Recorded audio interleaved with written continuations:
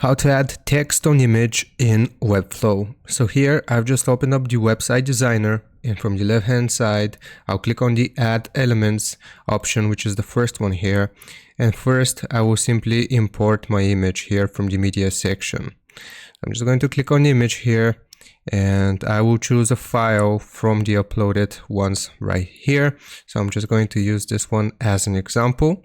And now we have successfully imported our image.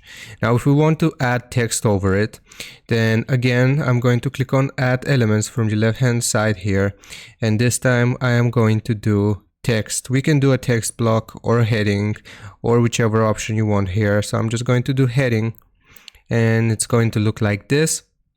And basically we can change this to whatever we want. So I'm going to do test just as an example here, and I'm going to also change the color because it's not going to appear because it's white and the background is white as well. So I'll just make it blue here.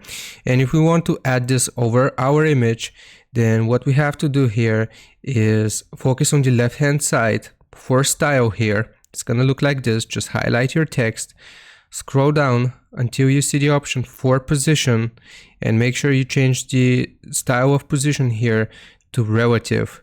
It should be static, but we want to change it to relative.